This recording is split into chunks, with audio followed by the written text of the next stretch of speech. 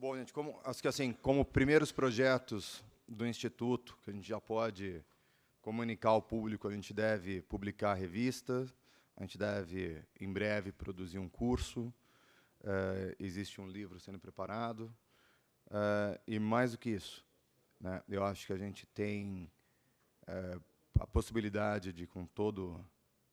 Enfim, a gente tem aqui praticamente todos aqueles que pensam, discutem e refletem sobre o direito dos jogos no Brasil no seu dia a dia, que atuam nesse setor.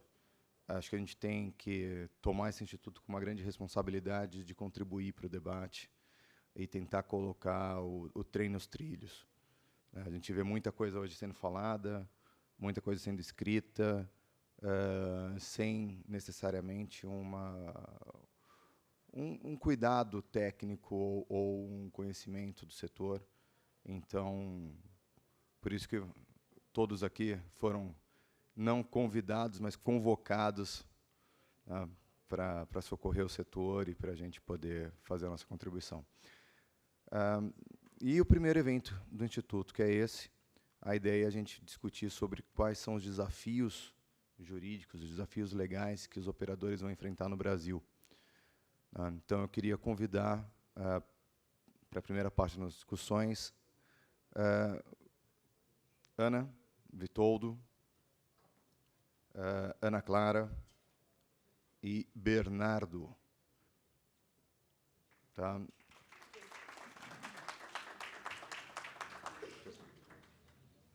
gente vai sentar, vai ser um bate-papo informal sobre questões tributárias que a gente vai enfrentar.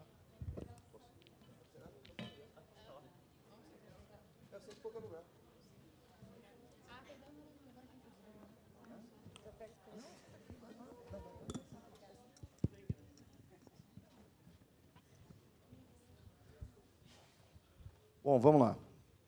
Começando já com um tema que acho que é a maior preocupação dos operadores hoje em relação à parte tributária. Imposto de renda sobre o jogador. A Lei 14.790, de dezembro do ano passado, finalmente conseguiu trazer uma solução que funcionava, né? Acabou com a retenção na fonte, criou uma alíquota de 15% e permitia que os jogadores compensassem as perdas durante o ano. E aí, quando todo mundo estava comemorando, o presidente resolveu vetar alguns parágrafos desse dispositivo. Quem gostaria de falar um pouquinho sobre os efeitos dos vetos e as preocupações que eles trazem aqui para o setor? Acho que eu posso começar, né? Assim, boa tarde para todo mundo. A preocupação é geral, né? A gente brigou desde o D0 por uma questão de canalização efetiva. A canalização efetiva ela passa por uma tributação razoável, e a tributação do apostador, normalmente, deveria ser sempre feita com um encontro de contas em que seja compensado o prejuízo. Quando o presidente vetou essa previsão que estava na lei, você traz um cenário de incerteza e de abertura para que a Receita Federal interprete o que é aposta. A Receita Federal interpreta o que é aposta, ela abre em dois blocos, basicamente, né? A aposta esportiva, ela cria por bilhete, e a aposta, o jogo online, ela cria o que seria um evento de aposta, que é você jogar um jogo online até ficar 2 minutos fora do ar. Ou seja, se você ficar 2 minutos fora do ar, por que 2 minutos? Não sei. E o apostador passa a ter a obrigação, de acordo com a interpretação da Receita, de reter na fonte os valores acima da faixa de isenção. Isso cria assim, na minha concepção, e aí acho que vou passar a palavra para os colegas, isso cria quase um Frankenstein e uma possibilidade de você criar regras tributárias por portaria, né? Então, que é uma coisa que não faz sentido algum. Bom, eu acho que eu posso continuar, né, que eu conversando com os colegas aí, eu sempre tive uma preocupação não só da questão da legalidade, mas da constitucionalidade de toda essa construção que a gente está tendo de um mercado novo. E a gente tem a oportunidade de fazer da forma certa e fazer uma legislação que pare em pé. E o que eu quero dizer com para em pé? Eu quero dizer que a legislação já nasça dentro da hierarquia das formas da forma correta, né? Desculpem aí o pleonasmo, mas nascendo de uma forma que vá se sustentar e que vá ser aplicável e que vá estar de acordo com o mercado. O que eu quero dizer com isso e o que eu tenho falado e conversado com os colegas? Que existem diferenças em termos de hierarquia das normas quando existe a questão da lacuna legal. Então, o que a gente conversa sobre isso? Veio uma legislação e essa legislação tratou da questão da tributação, né, sobre o ganho lá do apostador. E tu tinha um caput com parágrafos. Então, a gente pode entender, a partir dessa informação, que existia uma manifestação do Congresso Nacional, que é o representante, né? Então, a gente tem lá Senado e Câmara dos Deputados, mas a gente tem uma manifestação do Parlamento sobre como alguma situação deve ocorrer, ou como aquilo é a manifestação, aquilo é a manifestação democrática no momento. Então, nós temos lá uma previsão. O que aconteceu? A partir do momento que o presidente vem e veta, ele cria um espaço. Então, não era uma lacuna que já existia, ele criou uma lacuna. Qual é o problema? Se ele criou a lacuna, ele não pode ir lá e querer fechar a lacuna. Então, vamos fazer uma analogia simples, eu não posso abrir o buraco para ir lá e depois tapar.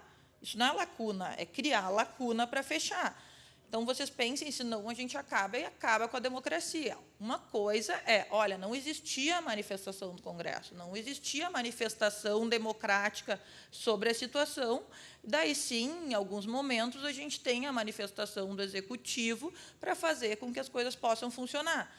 Então, qualquer coisa que vá de encontro àquilo que estava na previsão inicial, dentro da manifestação democrática, vindo do Executivo, nesse momento, a gente entende que é completamente inconstitucional por razões óbvias, né?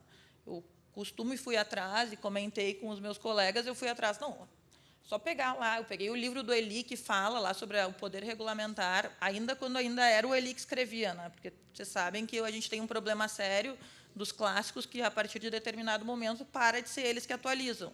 Então, às vezes, obras maravilhosas viram algumas coisas que a gente já não sabe mais. Algumas eu nem posso me manifestar, porque eu nunca mais nem li, depois que não foi mais, né, não é mais o autor de origem.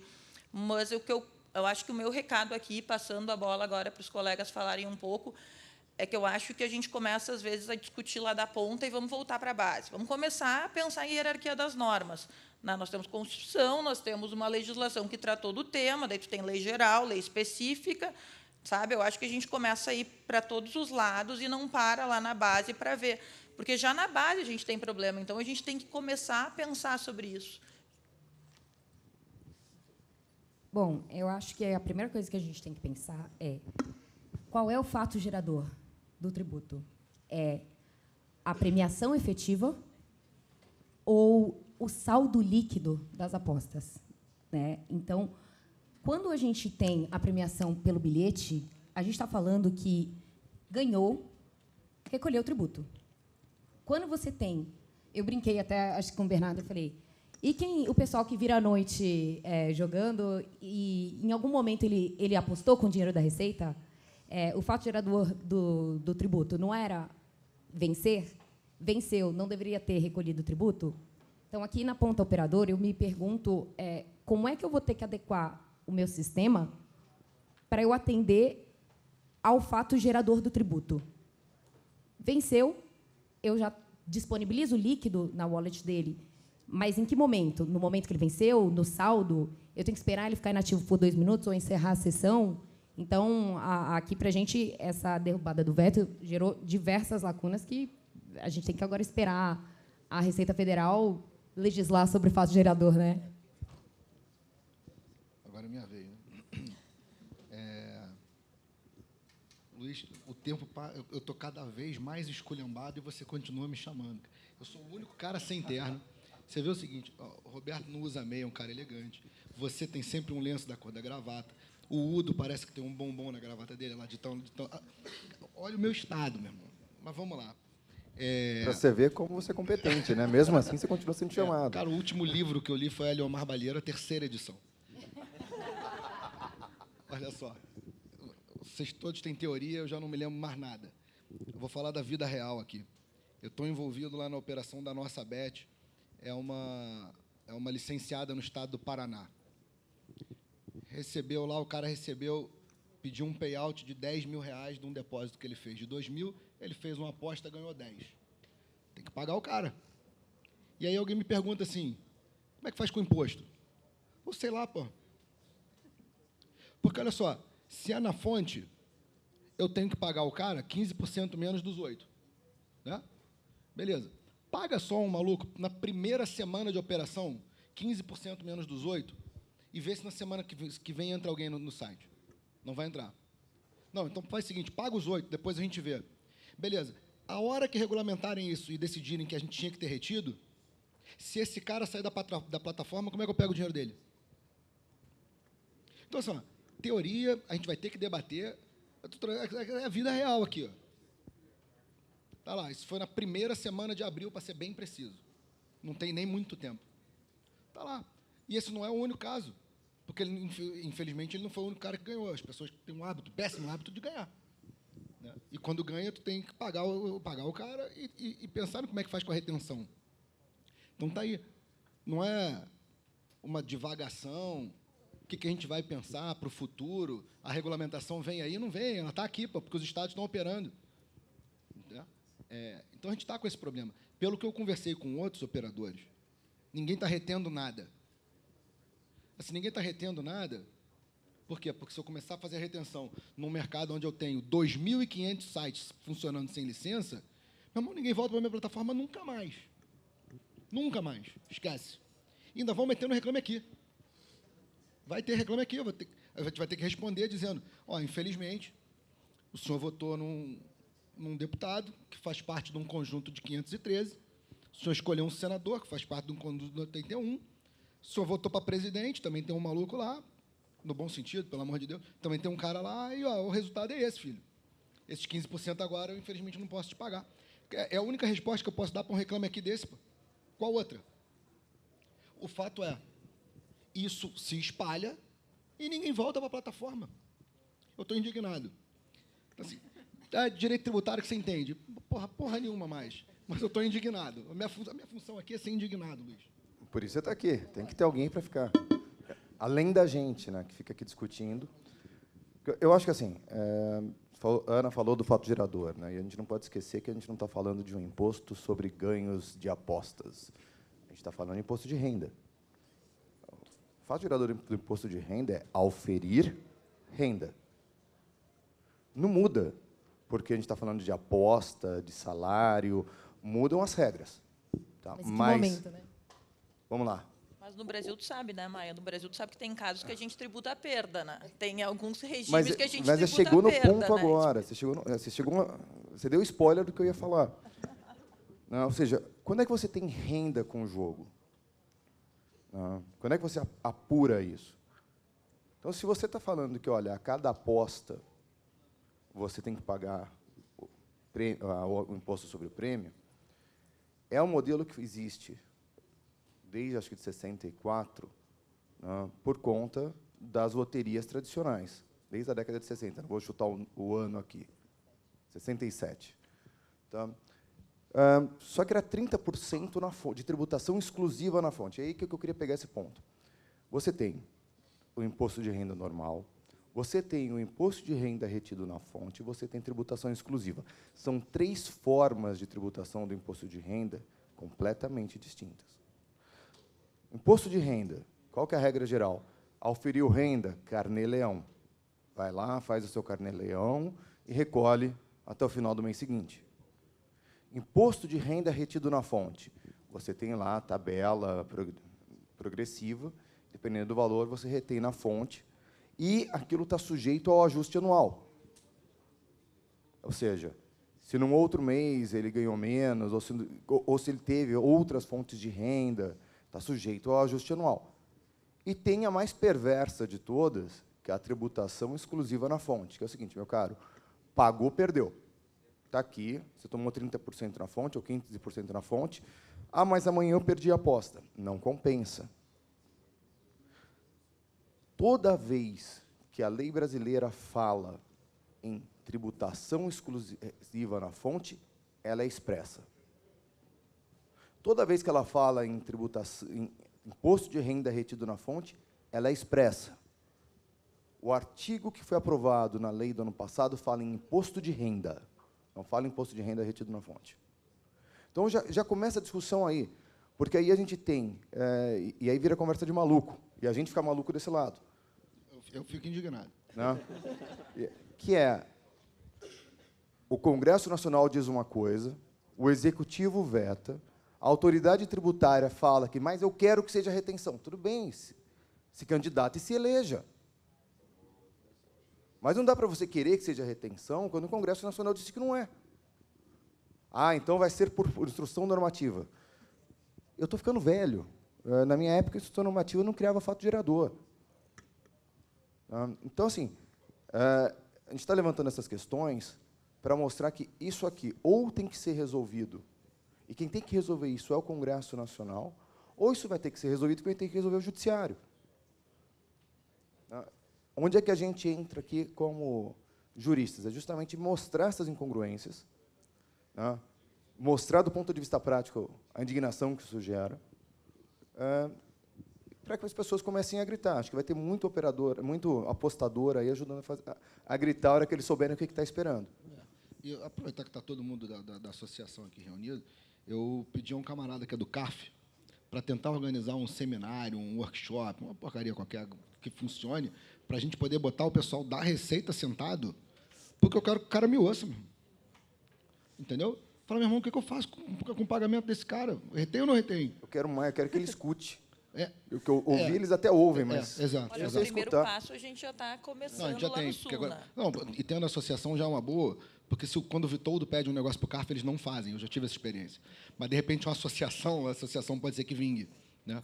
Olha, mas, Maia, essa questão de trazer para o Judiciário, comecei a conversar com, enfim, o pessoal do Judiciário, juízes, desembargadores e tal, a gente ainda na primeiro escalão, segundo escalão, a gente ainda está bem.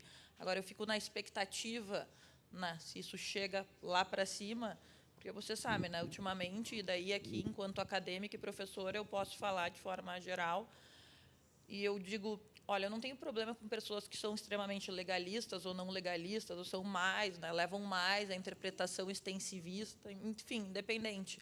Mas, assim, tem algumas decisões que não adianta. Tem decisões que, quando tu vai lá para dentro dos tribunais, daí eles começam a dizer que onde está escrito ou leia-se, onde se está... Né, tem algumas coisas que não tem discussão, que é português. Eu acho que, claro, tu pega a casa, dá para a gente tentar discutir, né, trazer uma questão mais abrangente. Então, eu acho que por isso que o nosso papel aqui é importante, para construir uma doutrina, uma dogmática dentro disso que possa interferir e a gente não caia numa situação em que o judiciário vai chegar lá e vai virar o que ele quiser também, porque a gente precisa ter uma construção lógica e coerente e que faça sentido e não seja simplesmente o resultado, e daí o que eu costumo dizer dentro de algumas áreas do direito, que é aquela extrafiscalidade velada. Né? É uma extrafiscalidade velada que daí, mas com base no que isso foi julgado, por que foi isso? Então, daí, na verdade, a gente também tem uma extrafiscalidade, um consequencialismo, e daí pode ser um consequencialismo moral, pode ser um consequencialismo financeiro, e daí é aquilo, né? Segurança jurídica nenhuma. No mínimo, pelo menos, eu tive reunião na Receita na sexta-feira, e parece que na própria Receita o pessoal meio que quer que o veto caia. Então, o que a gente faz? A gente entendeu o que é isso. Não tem Tira o mico do nosso colo. Né? Me ajuda, né? Tipo, me ajuda a te ajudar. E aí, até já entrando no segundo tema, já que eu até falei que esse tema ia tomar boa parte do debate. Mesmo na questão da base de cálculo lá para o PIS/COFINS, que é uma coisa, para mim, evidente, para todos nós evidente, a gente nem precisaria fazer um debate sobre isso. Há um pedido, nos consulte. Então, é uma questão, assim, às vezes parece que... Eu sei que é um tema novo, é um tema que a gente está regulando, que eles não têm experiência na questão, mas é que essa tributação do apostador é básica, assim, uma coisa que é surreal, como também deveria ser. Não é nem... Eu brinco que tem coisas que não precisam ser jurídicas, precisam ser lógicas. Então, nem tudo que é jurídico é lógico, mas pelo menos o mínimo de lógica teria que ter nessas coisas. Como Sim. Quando alguém da Receita chega e fala que a receita total deve ser a base de cálculo do PIS/COFINS. Então, isso, para mim, é uma coisa que é surreal. Sim. Mas antes da gente falar de base de cálculo de PIS e COFINS do ISS, que acho que esse tema está um pouco mais, como você falou, pacificado, vamos colocar outro elefante na sala aqui, outro bode na sala. Acho que a gente não tem aqui... o público é mais de jurista, de advogado, mas um dos pontos críticos para o operador hoje é que parte da operação é feita fora do Brasil, né, os grupos internacionais. Seja a plataforma, o provedor de plataforma é internacional. Vou ficar indignado de novo. Seja a equipe de marketing está num outro lugar, a equipe de gestão de risco está em outro país. E o Brasil assim, ele é um país que ele é fantástico para exportar serviço. Agora, para importar serviço, isso aqui é o inferno. Então, para quem não sabe, quando você vai fazer importação de serviços que são considerados serviços técnicos, e esses normalmente são, o que acontece? Você tem que reter o imposto de renda. Só a retenção já varia de 15 a 25. Dependendo do país, pode ser 10, mas a regra geral é 15 a 25. Tá. Aí depois você tem CID, que aí o governo fala, isso aqui tem uma contribuição de intervenção no domínio econômico de 10%. Tá. Depois, imposto sobre serviço. Depois, PIS e COFINS de importação, mas tem que o imposto sobre serviço está na base, que é o que eles chamam de fórmula Z. Quando você faz essa conta toda, para a empresa lá de fora receber líquido 100, a empresa brasileira pagou mais ou menos 146. É inviável. Se for a alíquota de 33 por 33,333, quando você bota em cima do 100, dá isso. Mas tem circunstâncias, porque eu estou vendo lá, eu estou indignado com isso, que chega em 52%. Exatamente. E aí, para Quando você pagar faz 100, grossap. para pagar 100, eu tenho que mandar 204. Sim. É quando você tem que grossapar. 205, eu acho. Você tem que, dá pior. Ou seja, temos essa situação. Isso é fato. Isso vale para qualquer indústria no Brasil, vale para qualquer setor. Isso não vai mudar. Isso é fato. A pergunta aqui é o seguinte, que normalmente, quando você está no Brasil, você tem empresas do mesmo grupo que prestam serviços, e você quer alocar a equipe de marketing numa empresa, tecnologia num outro, você faz compartilhamento de despesas, o cost sharing. Como é que isso vai funcionar com outros países? Tem instrução normativa. Puta, de cabeça eu não vou lembrar. Eu posso achar. Tem uma instrução normativa, basicamente, ela diz o seguinte, cost sharing internacional, ele trata tudo como se fosse importação daquele serviço específico.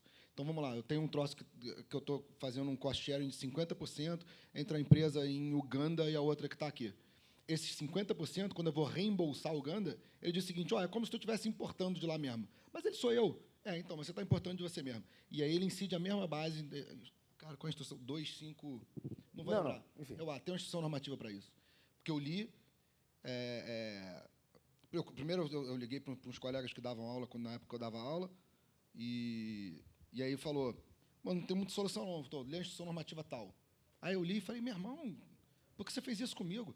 Eu estava cheio de esperança de que dava para fazer alguma coisa, e ele me mandou a instrução normativa, só isso. Foi terrível, terrível. Indignação completa. Mas você tem uma série de soluções de consulta no CARF, que o CARF ele não se opõe a você fazer o cost sharing, né, cost contribution arrangement, desde que você observe os requisitos. O que parece-me é que ninguém consegue observar os requisitos. Então, quando você, até o próprio banco de câmbio, ele te exige recolher o... Por favor, Vitor. Consulta COSIT 276 de 2019. 276. Desesperador. Como tudo aqui, né? Mas quando você... O próprio banco, né, que vai operar o câmbio, quando você vai fazer a remessa como reembolso, ele te questiona e ele pede a evidência do recolhimento do tributo. E você tem que fazer a distinção até com o banco de que, não, eu não estou importando um serviço. Eu estou só me reembolsando dentro do meu grupo econômico por um compartilhamento de custos. Então, se nem o banco deixa eu me pagar, imagina o governo. No final das contas, a responsabilidade tributária cai no colo do banco, né? Então, ele não quer esse problema para ele. E aí ele fala, faz o seguinte, paga aí, se vira você. Eu não quero... Esse problema não é meu, entendeu? Olha, mas daí tu já está antecipando uma coisa que o Maia ainda me disse, olha, esse tipo de discussão a gente ainda nem vai chegar porque a gente nem está preparado, mas todo esse custo que diz eu digo da questão, só um pouquinho, é a questão, esse custo todo que é imposto para banco, que é imposto para meio de pagamento, e todas as questões que simplesmente o nosso executivo, a nossa receita, ela não tem o operacional. Aliás, outro dia eu descobri quantas pessoas ocupam o COAF. É um negócio assim, ó, para o nível de trabalho que eles deveriam ter, é uma coisa tipo, é um número simplesmente irrisório, né? Então, fica fácil o Brasil sempre jogar para outros, e daí a brincadeira, e daí já dando um spoiler no futuro, de discussões futuras, que não é o objetivo agora, mas, olha, dentro de serviço, porque uma coisa é quando tu está falando de bens de consumo, que daí tu vai lá e tem toda a cadeia produtiva e quer colocar como insumo, tem todas as discussões do que é insumo, do que não é, e daí tu faz lá as questões de creditamento. Mas, se tu está tratando de serviço, e daí, quando começa o serviço, o insumo é pessoas, e o insumo, né, tem todas as discussões do que está dentro, eu vou começar a querer me creditar de um monte de serviço que o governo impõe que eu faça porque eles não fazem. Agora, se isso vai pegar ou não é outra história, mas se a gente começar a apresentar... o imposto de renda do apostador. Não, fazer listas e etc., mas eu acho que a questão...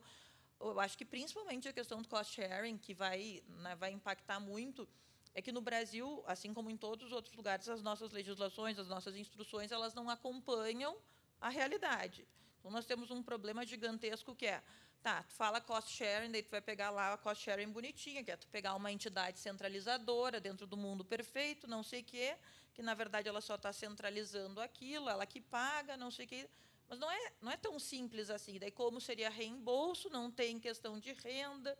Sabe, tem toda a questão. Tudo bem, daí a gente resolve o problema da renda, mas daí a gente tem que resolver os outros problemas também. Né? Mas o que ela está fazendo, então, é serviço? Bom, então mas se é serviço, para ser serviço, vamos começar. Para ser serviço, tem que ser uma empresa. Então, tem que ter uma atividade empresarial para eu começar a discutir, porque daí eu vou tentar desqualificar a existência de um fato gerador que seja a prestação de serviço. A discussão ela é muito mais embaixo. Só que o problema é que a minha impressão, eu acho que é isso que acaba indignando os operadores e todos, é que tu já chega numa situação embrulhada em que a gente não discutiu nem a base direito, nem o que começa ali com a discussão, que é, olha, existe uma realidade, e a realidade é empresas do mesmo grupo econômico ou empresas compartilham custos para viabilizar o negócio, ponto. Como é que a gente pode fazer com que a tributação incidente sobre isso seja justa, se é que ela existe, e que tipo de fato gerador realmente acontece ali dentro das bases legais? E o que eu quero dizer com dentro das bases legais, que não é tu pegar lá qualquer coisa que está escrito e dizer que a gente vai... não, isto é equivalente àquilo, como acaba acontecendo no Brasil. Porque isso, de novo, termina... Se me perguntarem, o que eu quero do direito? Eu não quero justiça, eu quero segurança jurídica. No Brasil, até o passado é incerto. Né? Então, mas aí, como é que o Vitodo vai ficar indignado? Então, mas era isso que eu ia falar. Eu prometi que eu não ia falar de teoria, que eu só ia trazer a vida real. A discussão não é futura. Quantos provedores de uma licenciada no Paraná você acha que estão no Brasil?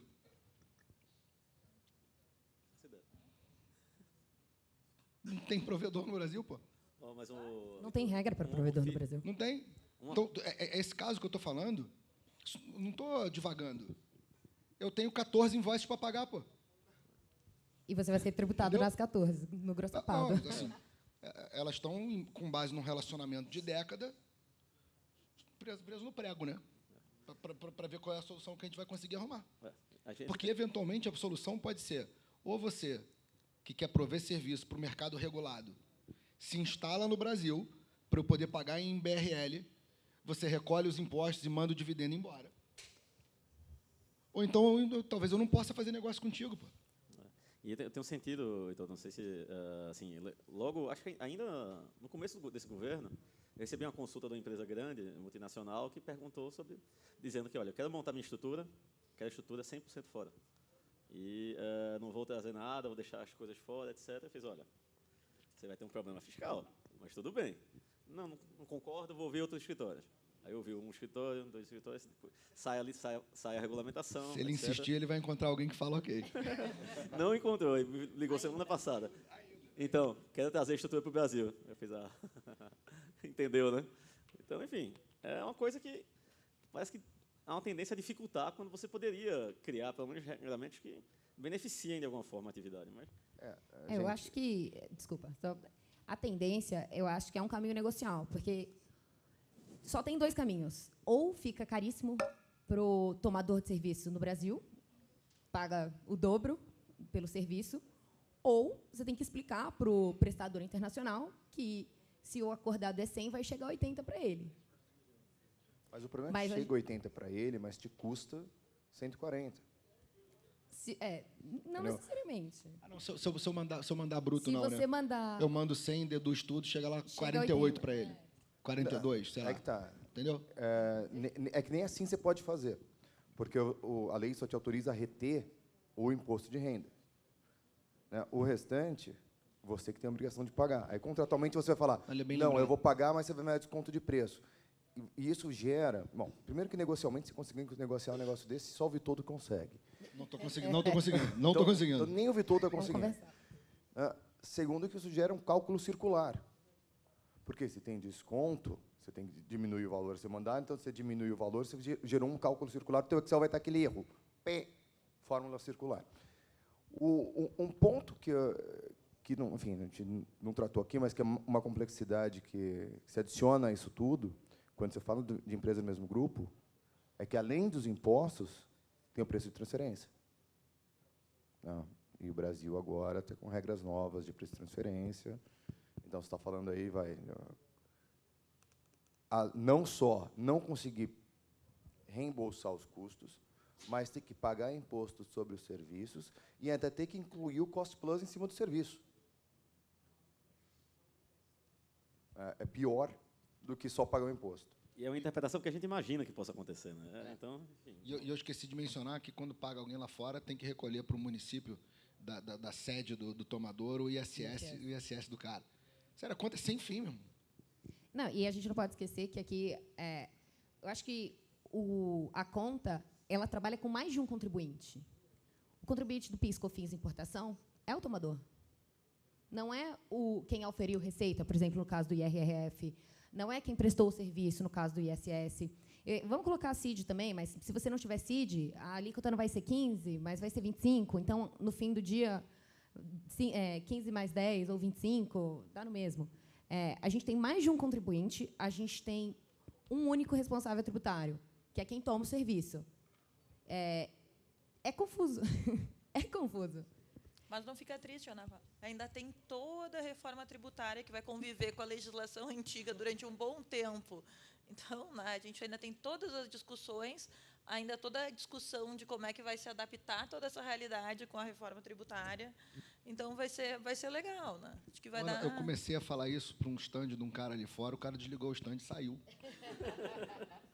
Mostra a fórmula Eu juro para vocês, recebi o estudo que chegou lá, chegou agora lá no Congresso, daí os grupos de tributário da URGS, enfim, de todas lá do Sul, dos diversos institutos que estão discutindo. E daí tinha, olha, 300 e lá vai pedrada de páginas.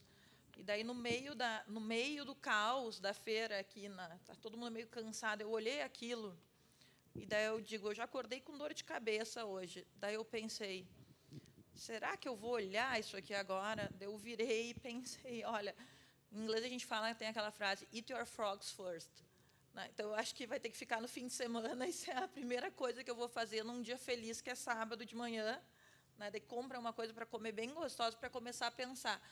Daí é aquela coisa, quando um cliente vem procurar ou vem alguém te perguntar, bom, vamos começar a falar do problema que existe agora e que daqui a um pouco ele vai durar um determinado tempo e vai ser abraçado pela reforma ao mesmo tempo, ou o que a gente conta, né? E daí te perguntam, o Brasil é um bom lugar para investir? Daí a gente tenta convencer que sim. Só que eu acho que antes a gente tem que convencer a nós mesmos, né? Eu não sei se eu tenho a impressão, às vezes, dessa. Agora, só para a gente está com o tempo aqui se esvaindo, um último ponto. O que nós podemos fazer? Nós, Instituto, e o que nós, indústria, podemos fazer em relação a esses temas. Eu vou Se falar uma revoltar. frase bem rápida mesmo. A primeira coisa é ensinar para o judiciário e para as pessoas em geral o mínimo sobre gay. Daí a gente tem lá o pessoal lá do Brazilian Law fala como é que eles chamam vocês mesmos, né? Não pode chamar de dinossauro, tem uns que se chamam de dinossauro, outros se chamam de... Como é que são os nomes? Né? Então, vou repetir aí. Então, vamos pegar o pessoal que está na indústria há muito tempo e vamos começar a ensinar o básico. Porque, senão, eu já vi esse filme antes, porque eu atuo na tributação da Previdência Complementar, e daí, cada vez que chega um caso de previdência complementar dentro do Poder Judiciário, lá é aquela briga para quem é que não vai pegar, porque ninguém entende nada, e daí julgar casos de quem não entende nada é muito difícil. Se revoltar, né, Vitor? Tem que se Se indignar. revoltar, se indignar. Eu não me revolto, fico indignado. Eu acho que a gente tem que, primeiro, trabalhar pesadamente no veto. Eu acho que é o tema, assim, pelo menos para resolver, para mim, é o maior problema de todos hoje. Sim. Eu não consigo enxergar outro. Eu acho que resolver o veto, você resolve a maior parte do nosso risco, assim, do risco de menor canalização. Resolve uma parte grande o veto. Então, isso aí resolveria principalmente a questão do, como você falou, o apostador vai chegar, vai poder botar um VPNzinho, R$10 no mês, R$20 no mês, e não vai pagar um centavo de imposto. E vai jogar na BetX aí. Você sabe que eu conversei com o pessoal do Ministério da Fazenda um tempo atrás, quando começaram a falar isso lá atrás, de imposto, ainda falavam em 30%, né? Falavam, cara, olha só, tu está estabelecendo aqui uma alíquota de isenção. Então, todo mundo que está jogando dentro da alíquota de isenção, tu não ganha nada. Todo mundo que tiver um pouquinho acima da faixa de isenção, de repente, tu vai pegar alguma coisa. Quem tiver para cima, cara, um jogador VIP, um jogador que ganha mais dinheiro, então, esse maluco vai ligar uma VPN, vai jogar num site fora, vai pagar com cripto, porque ele pega, vai entrar na wallet dele, vai mandar para a Binance dele, usando o cartão de crédito. Da Binance, ele joga lá para a carteira de cripto dele lá qualquer, ele vai jogar. O que vai acontecer? Você não vai ganhar os 30% desse maluco, você não vai ganhar o imposto corporativo da empresa relativo às apostas desse cara. Você não vai ganhar o imposto em cima do GGR, porque esse cara não está jogando aqui. Meu irmão, para tentar ganhar 30% de alguém, tu vai perder tudo. Não vai sobrar nada, filho. Obviamente, eu não falei o cara de filho, porque ele me botava fora. Mas essa é a conta que eu não consigo acreditar que eles não vejam. Você, para tentar ganhar 15 ou 30, tu vai perder o todo. É exatamente isso. E não vem mesmo. Porque é imparável, cara. VPN, cripto, o governo não tem o que fazer contra isso. Mesmo a China não consegue, e eles têm muito mais experiência, mais tempo do que a gente, entendeu? A Rússia não consegue, acho que ele também tem alguma experiência. Lá na China, o cara, sei lá, o pessoal se joga de hotel, entendeu? E eles não conseguem combater a cripto, não vai ser aqui que vai. Não, e eu acho assim, o Big, meu guru tributário, né, lá nosso do grupo, eu sempre falo assim, Big, muito lindo, mas como é que eu operacionalizo isso na prática? Porque, assim, eu acho que nós, advogados como um todo, a gente às vezes é preciosista e, como o Vitoldo abriu aqui chutando nossa canela, a gente esquece da prática. E, só um pouquinho. A gente esquece da prática. E eu acho que levar essa visão para o regulador, como o Bernardo tem feito, levado para a Receita, sentar, como a Ana colocou, ensinar, né? Porque é um mercado novo até para a gente. Imagina para quem está na ponta reguladora, para quem está na ponta tentando entender o que está acontecendo para poder se posicionar. Então, eu acho que, como instituto, o Luiz com certeza vai fazer isso muito bem, ensinar, levar um posicionamento sólido e a gente também não ficar brigando entre nós, né? Então, o que a gente quer? Eu acho que esse é o que eu diria que a gente pode fazer como instituto. E os conceitos básicos, né? É ensinar o conceito básico. Por exemplo, Conversando com... não estou nem dizendo, o conceito básico da indústria. Tem toda uma terminologia, tem operações. Quando vai falar, eu vejo eles muito engessados no tipo de realidade. Tem algumas que eu, que sou mais nova na indústria, nem eu entendo e vou ter que parar. Imagina eles que não têm nem sabem o que é o mundo gaming. E é uma posição da Receita mesmo, desde o D0 de reuniões. Foi, olha, eu lembro que eu comentei que tem alguns países que nem tributam apostador. Isso não vai acontecer. Não, mas então tem países que fazem conta de contas anual. Não, isso não é investimento. Então, deixa eu te explicar, amigo. Sem citar nomes. Deixa eu te explicar, amigo. se você fizer alguma coisa assim, botar por bilhete, se você fizer por encontro mensal, se você fizer por encontro nesse sentido, vai dar problema. Então, quando saiu na lei de o encontro de contas anual, cara, acho que foi quase todo mundo aqui ficou. A gente conversou, acho que conversei com o Maia na época, foi uma conquista gigante. E aí, quando saiu o veto, veta só uma coisa. Eu lembro que eu pensei, só não veta a tributação do apostador, por favor. E Foi você que agorou. não, já tinha saído. Eu só já tinha visto a notícia só. O bom é que no Brasil as multas tributárias, se fizer errado depois também, ninguém entender, também é bem baixinho, né? Daí nem é bem baixo as multas tributárias. A gente consegue postergar por anos também. Será que dá para inventar um refis aí, um refis diferente para o Quando setor? vier o refis, vai ter dizendo que empresa de aposta não pode participar. Não pode. Bom, gente, obrigado. Acho que foi dinâmico, foi muito esclarecedor, dentro do que pode ser esclarecedor de direito tributário. Claro. Perguntas? Vai, vamos embora. Ela não consegue. Gente, eu amo. Queria parabenizar o ganhou até painel de declaração de vocês. amor A gente aqui. está em excelentes mãos com esse super time de tributário. E a pergunta, Felipe, a gente tem aí 15 dias para a votação do veto. O IBDJ vai contribuir com o debate, apresentar uma nota? Acho que os membros do BDJ estão aqui, cabe aos membros decidirem. Quer abrir uma votação para isso? Quem acha que o IBDJ... Porque assim, e aqui só fazendo um parêntese, tá? O IBDJ foi constituído e está no nosso estatuto que a gente tem um fim acadêmico. Nós não somos uma associação de classe, nós não fazemos lobby,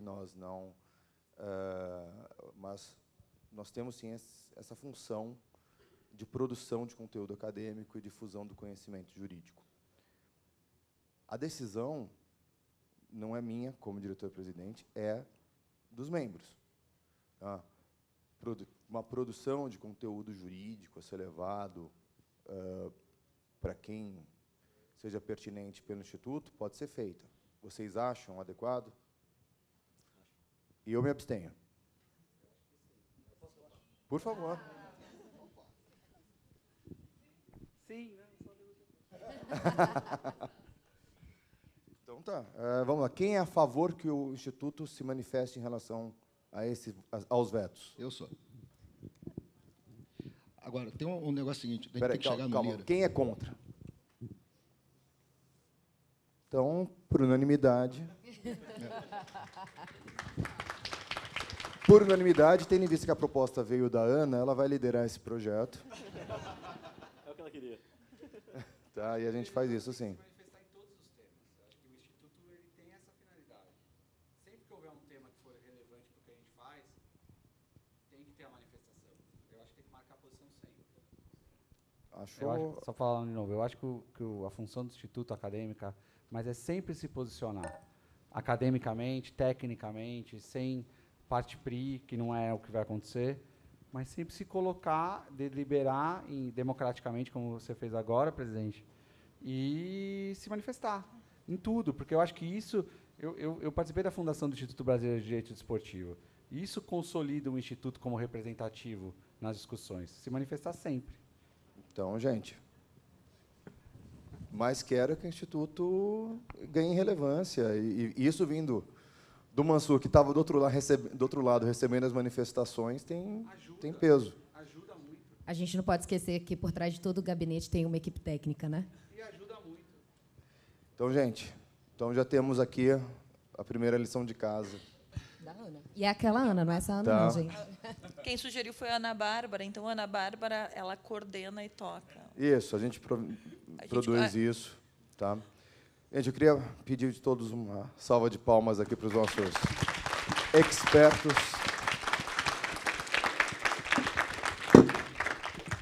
E queria convocar os demais membros que vão participar do nosso painel de consumidor. Eu vou deixar cada um se apresentar, tá? Que vocês vão se apresentar melhor do que eu faria.